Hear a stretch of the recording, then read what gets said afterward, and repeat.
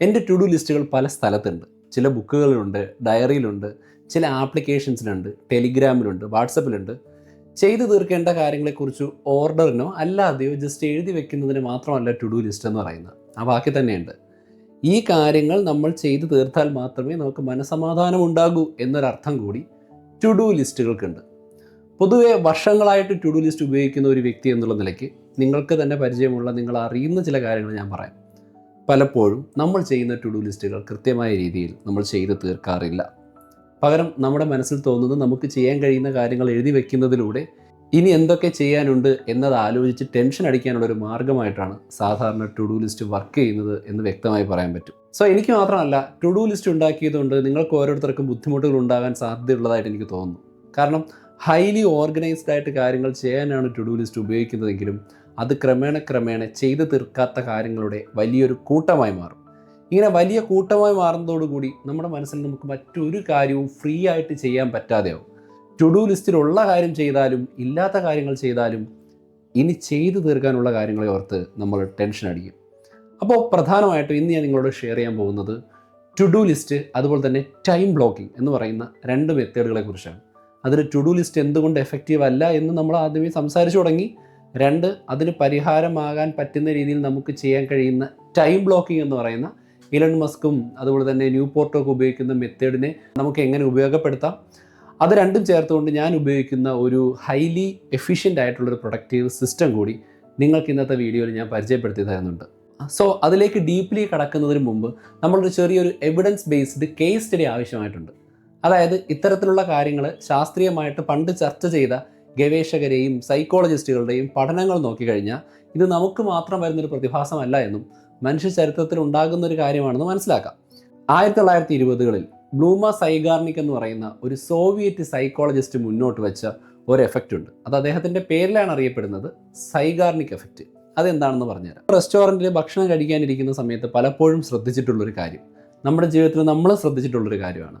നമുക്ക് food serve ചെയ്യുന്ന ആളുകൾ നമ്മൾ ഭക്ഷണം കഴിച്ച് ബില്ലടിക്കാൻ ചെല്ലുന്ന സമയത്ത് അവർ നമ്മുടെ മേശ മാത്രമല്ല മറ്റൊരുപാട് പേർക്ക് വളരെ പൊളൈറ്റായിട്ട് ഫുഡ് സെർവ് ചെയ്യുന്നതിനോടൊപ്പം തന്നെ നമുക്ക് എന്തൊക്കെയാണ് തന്നത് എന്നതിനെക്കുറിച്ച് വ്യക്തമായിട്ട് ഓർമ്മിച്ച് വെക്കുകയും നമ്മളോട് പലരും ചോദിക്കാറ് പോലും ഇല്ലാതെ കൃത്യമായി അത്രയും വലിയ വസ്തുക്കളെക്കുറിച്ചുള്ള ലിസ്റ്റ് ബില്ലടിച്ച് നമ്മുടെ കയ്യിൽ തരികയും ചെയ്യും. കഴിഞ്ഞ ദിവസം കോഫി ഹൗസിൽ പോയപ്പോഴും എനിക്ക് തോന്നിയൊരു പ്രതിഭാസമാണ് ഇതെങ്ങനെ സാധിക്കുന്നു എന്നുള്ളത്. നമ്മൾ കുറേ കാര്യങ്ങൾ പറയും, പ്ലെയിൻ ദോശ, മസാല ദോശ, അതുപോലെ തന്നെ ചപ്പാത്തി, പൊറോട്ട, പൂരി, പലതരം കറികൾ, paneer butter masala, chicken chilli, coffee, omelette, kurma curry, അങ്ങനെ പലതും. കാരണം നമ്മൾ ഫാമിലിയായിട്ടൊക്കെയാണ് പോകുന്നതെങ്കിൽ ഒരാൾക്ക് ഇഷ്ടപ്പെടുന്ന ഭക്ഷണം ആയിരിക്കില്ല മറ്റൊരാൾ വാങ്ങിക്കുക. അതും അല്ലെങ്കിൽ വെറൈറ്റിക്ക് വേണ്ടി നമ്മൾ പലതരത്തിലുള്ള ഭക്ഷണ കൂട്ടങ്ങൾ വാങ്ങിക്കും. അതെല്ലാം കൂടെ തന്നെ ഒരു 10-20 എണ്ണം വരുന്നൊരു മെനു ലിസ്റ്റ് ഉണ്ടാവും. പക്ഷെ നമ്മളിതൊക്കെ എത്ര എണ്ണം വാങ്ങിച്ചു എന്നും അതിൻ്റെ കൃത്യമായിട്ടുള്ള ലിസ്റ്റും ഒക്കെ തന്നെ ഇവരുടെ മനസ്സിലുണ്ടാവും. പലപ്പോഴും ഈ ഒരു സാഹചര്യം വരുന്ന സമയത്ത് എൻ്റെ മനസ്സിലേക്ക് കടന്നു വരുന്നത് ഉസ്താദ് ഹോട്ടൽ എന്ന് പറയുന്ന സിനിമയിൽ കമ്പ്യൂട്ടർ ഇൻട്രൊഡ്യൂസ് ചെയ്യണമെന്ന് ഹോട്ടലിൽ തിലകനോട് ദുൽഖർ സൽമാൻ പറയുന്ന സമയത്ത് മമ്മൂക്കോയ വളരെ എഫിഷ്യൻ്റായിട്ട് അതിനെക്കുറിച്ച് വന്ന് പറയുന്ന ആ ഒരു സീനാണ്. പക്ഷേ സൈഗാർനിക് എഫക്റ്റ് പറയുന്നത് ഇതിൻ്റെ മറ്റൊരു കാര്യമാണ്. അതായത് ബില്ലടിച്ച് കഴിയുന്നത് വരെ താൻ കൈകാര്യം ചെയ്ത ഓരോ മേശയിലുമുള്ള ആളുകൾ എന്താണ് കഴിച്ചത്, ഓർഡർ ചെയ്തത് എന്നതിനെ പറ്റിയുള്ള വ്യക്തമായ ബോധ്യം ഈ ചെയ്യുന്ന പണികൾക്കിടയിലെല്ലാം ആ ഒരു സെർവൻറ്റിൻ്റെ കയ്യിൽ ഉണ്ടായിരിക്കും. അവർ മറ്റൊരാളുടെ മേശയിൽ കുറേ ഭക്ഷണം കൊണ്ടു കൊടുത്തിട്ട് തൊട്ടടുത്ത മേശയിലെ ആളുകൾക്ക് എന്ത് വേണം എന്നുള്ളതിനെ കൃത്യമായി മനസ്സിലാക്കി വെച്ചിട്ടാണ് കുറച്ച് മിനിറ്റുകൾക്ക് മുമ്പ് ഭക്ഷണം കഴിച്ചവർക്ക് എന്തൊക്കെയായിരുന്നു കൊടുത്തത് എന്ന് ആലോചിച്ച് ബില്ലടിച്ച് വെച്ചിരിക്കുന്നത്, അതിനു വേണ്ടി പോകുന്നത്. ഇനി അവർ ബില്ലടിച്ച് കഴിഞ്ഞാൽ അത് പൂർണ്ണമായും ഡ്രോപ്പ് ചെയ്യുകയാണ്. അവർ പുതിയൊരു ഫ്രഷ് ആയിട്ട് അടുത്ത പെൻഡിങ് ഓർഡറിനെ കുറിച്ചായിരിക്കും അവരുടെ മനസ്സിലുണ്ടാവുക. ഈ ഒരു സാധനമാണ് കൂടുതലും അദ്ദേഹത്തെ ചിന്തിപ്പിച്ചത്. അതായത് നമുക്കൊരു കാര്യം ചെയ്തു തീർക്കാനുണ്ട്, അല്ലെങ്കിൽ ഒരു കാര്യം പെൻഡിങ് ആണ്, ഒരു കാര്യം പൂർണ്ണമായിട്ടില്ല എന്നുണ്ടെങ്കിൽ നമ്മുടെ ബ്രെയിൻ ഹൈലി കോൺഷ്യസ് ആയിരിക്കും ആ വിഷയത്തെക്കുറിച്ച്, ഭയങ്കര ബോധമുണ്ടാകും. അത് നമ്മുടെ മൊബൈൽ ഫോണിലും കമ്പ്യൂട്ടറിലും ഒക്കെ തന്നെ പുതിയ ടാബുകൾ നമ്മൾ തുറന്നു വയ്ക്കില്ലേ. മൊബൈൽ ഫോണിൽ നമ്മൾ വാട്സപ്പിൽ പോകും, ഇൻസ്റ്റാഗ്രാമിൽ പോകും, ഫേസ്ബുക്കിൽ പോകും, അത് കഴിഞ്ഞ് തിരിച്ചു വന്ന് യൂട്യൂബിലൊരു വീഡിയോ കണ്ടുകൊണ്ടിരിക്കും. അതിനിടയ്ക്കായിരിക്കും വാട്സപ്പിലെ ഫ്രണ്ട് മെസ്സേജ് അയക്കുന്നത്, അപ്പോഴായിരിക്കും നമ്മൾ ടെലിഗ്രാമിൽ നിന്ന് സിനിമ ഇല്ലീഗലായിട്ട് ഡൗൺലോഡ് ചെയ്യുന്നത്. സോ ഈ പ്രോസസ്സുകളെല്ലാം നമ്മൾ ഹൈലി എഫിഷ്യൻ്റായിട്ട് മൾട്ടി ടാസ്ക് ചെയ്യുന്നത് പോലെ തോന്നുമെങ്കിലും ഇതെല്ലാം ഇൻകംപ്ലീറ്റ് പ്രോസസ്സുകളാണ്. നമ്മുടെ തലച്ചോറിന് കംപ്ലീറ്റ് ആവാത്ത പ്രോസസ്സുകളെക്കുറിച്ച് ഹൈലി അവയർനെസ് ഉണ്ട്. അപ്പോൾ അതിൻ്റെ ഒരു കംപ്ലീറ്റ്നെസ്, ആ ഒരു ജോലി തീർത്ത് അതിൻ്റെ എല്ലാ കെട്ടുപാടുകളും ഉപേക്ഷിച്ച് ഡ്രോപ്പ് ചെയ്യുന്നത് വരെ നമ്മുടെ ബ്രെയിൻ ഹൈലി അലേർട്ടായിരിക്കുമെന്നാണ് സൈഗാർനിക് എഫക്റ്റ് എന്ന് പറയുന്ന ഒരു സൈക്കോളജിക്കൽ ടേം കൊണ്ട് ഉദ്ദേശിക്കുന്നത്.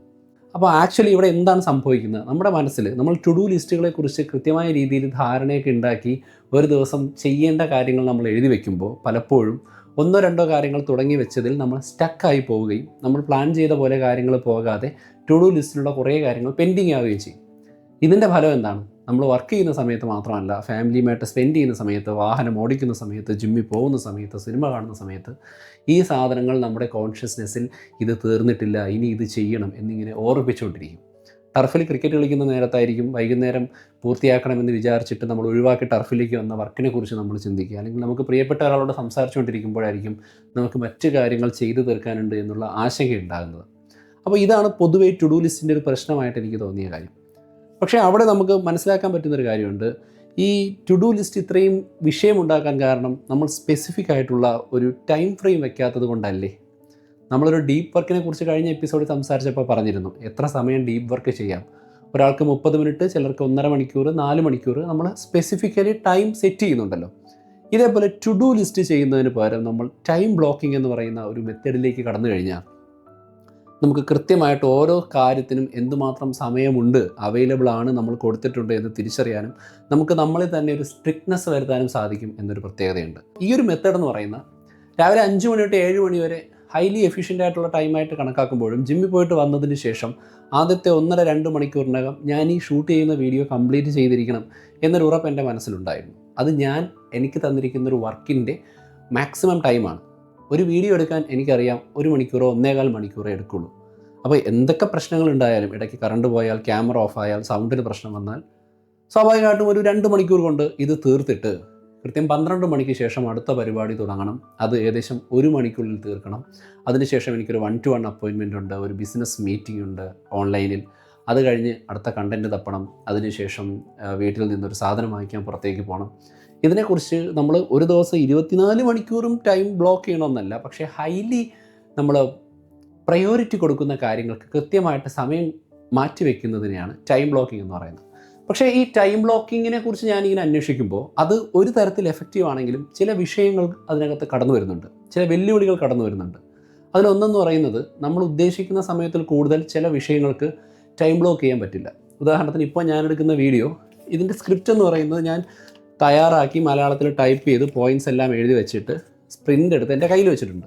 ഞാൻ ഈ സംസാരിക്കുന്നത് അത് പഠിച്ചതിന് ശേഷമാണ്. പക്ഷേ എന്തെങ്കിലും വിഷയം ഞാൻ വിട്ടുപോയാൽ, ഇതെൻ്റെ മനസ്സിൽ നിന്ന് എക്സ്പീരിയൻസ് വെച്ച് ഞാൻ സംസാരിക്കുമ്പോഴും വളരെ ഇമ്പോർട്ടൻ്റ് ആയിട്ടുള്ള ഈ സൈഗാർണിക് എഫക്റ്റ് പോലെയുള്ള കാര്യങ്ങൾ വിട്ടുപോകാതിരിക്കാൻ ഞാനിപ്പോൾ നോക്കുന്നുണ്ടല്ലോ. പക്ഷേ അത് പലപ്പോഴും നമുക്ക് കൂടുതൽ സമയമെടുക്കുമെന്നൊരു പ്രശ്നമുണ്ട്. അപ്പോൾ നമ്മൾ മാറ്റിവെക്കുന്ന 2 മണിക്കൂർ കൊണ്ട് യൂഷ്വലി ഒരു കാര്യം തീരണമെന്നില്ല. അതൊരു വെല്ലുവിളിയാണ്. 2, നമ്മൾ ഈ ടൈം ബ്ലോക്കിങ്ങിന് വേണ്ടി കൃത്യമായിട്ട് സമയം അലോട്ട് ചെയ്യുമ്പോഴും നമുക്ക് അവോയ്ഡ് ചെയ്യാൻ കഴിയാത്ത ചില സന്ദർഭങ്ങൾ ഉണ്ടാകാൻ സാധ്യതയുണ്ട്. വീട്ടുകാരെയോ പ്രിയപ്പെട്ടവരെയോ കൊണ്ട് യാത്ര പോവുക, അല്ലെങ്കിൽ അത്യാവശ്യം നമുക്ക് എന്തെങ്കിലും ഒരു ഹെൽത്ത് ഇഷ്യൂ ഉണ്ടാവുക, അർജൻറ്റായിട്ട് എവിടെയെങ്കിലും പോകേണ്ടതായിട്ട് വരിക, അല്ലെങ്കിൽ നമ്മൾ പ്ലാൻ ചെയ്യുന്ന കാര്യത്തിന് നമ്മുടെ കയ്യിൽ കൺട്രോൾ ഇല്ലാത്ത രീതിയിൽ എന്തെങ്കിലും സംഭവിക്കുക, കറണ്ട് പോവുക, അങ്ങനെ എന്തെങ്കിലുമൊക്കെ വന്നു കഴിഞ്ഞാൽ നമ്മുടെ ഈ ടൈം ബ്ലോക്കിങ്ങും അപ്പാടെ തെറ്റും. ആ സമയം നമ്മൾ കൊടുത്തിരിക്കുന്നത് കൃത്യസമയത്ത് ചെയ്തു തീർക്കാൻ പറ്റില്ല. പിന്നെ അത് എപ്പോൾ ചെയ്യാൻ പറ്റും? അത് പ്രോക്രാസ്റ്റിനേറ്റ് ചെയ്യും. അത് പിന്നീട് ചെയ്യാമെന്ന് വിചാരിക്കും, പിന്നെ നടക്കില്ല. അങ്ങനെ ഒരു പ്രശ്നമുണ്ട്. 2 എന്ന് പറയുന്നത്, ഈ 2 മണിക്കൂർ കൊണ്ട് ഒരു കാര്യം ചെയ്യാൻ നമ്മൾ ചിലപ്പോൾ ഒരു ദിവസം എടുത്തെന്നിരിക്കും. അങ്ങനെ ഒരു പ്രശ്നമുണ്ട്. പാർക്കിൻസൺ എഫക്റ്റ് എന്ന് വിളിക്കും. അതായത് ഒരു വീഡിയോയുടെ സ്ക്രിപ്റ്റ് എഴുതാൻ, അല്ലെങ്കിൽ ഒരു ചാപ്റ്റർ പഠിച്ചു തീർക്കാൻ, അല്ലെങ്കിൽ കമ്പനിയിൽ നിന്ന് തന്നൊരു വർക്ക് തീർക്കാൻ, അല്ലെങ്കിൽ നമ്മൾ തന്നെ ചെയ്യുന്ന ഒരു ബിസിനസ് കാര്യം പൂർത്തിയാക്കിയെടുക്കാൻ നമുക്ക് 2 മണിക്കൂർ മതിയായിരിക്കും. പക്ഷേ നമുക്ക് ഒരു ദിവസം ഫുള്ള് ഫ്രീ ആണെന്ന് വിചാരിക്കും. ഇല്ലെങ്കിൽ നമ്മൾ ടൈം ബ്ലോക്കിങ്ങിന് പകരം ഓക്കെ ഇന്ന് ഉച്ച വരെ ഇന്ന കാര്യം ചെയ്യണം, ഉച്ചയ്ക്ക് ശേഷം അടുത്ത കാര്യം ചെയ്യണം. ഒരിക്കലും നമ്മൾ ഉച്ചയ്ക്ക് മുമ്പ് ആ കാര്യം ചെയ്യില്ല. നമ്മൾ ചെയ്യുന്ന കാര്യം 1 മണിക്കൂർ കൊണ്ട് തീരുന്ന കാര്യമാണെങ്കിൽ പോലും നമുക്ക് ഉച്ചയ്ക്ക് 1 മണി വരെ ഉണ്ടല്ലോ എന്ന് വിചാരിച്ച് നമ്മളതിനെ വലിച്ചു നീട്ടും. ഒരു ദിവസം മൊത്തം ഉണ്ട് എന്ന് നമ്മൾ ആശ്വസിച്ച് കഴിഞ്ഞാൽ 1 മണിക്കൂർ കൊണ്ട് ചെയ്യേണ്ട കാര്യം വൈകുന്നേരം 5 മണിയായാലും തീരില്ല. എൻ്റെ ഒരു സുഹൃത്ത് ഈ അടുത്ത് എന്നോട് പറഞ്ഞൊരു അനുഭവമാണ്.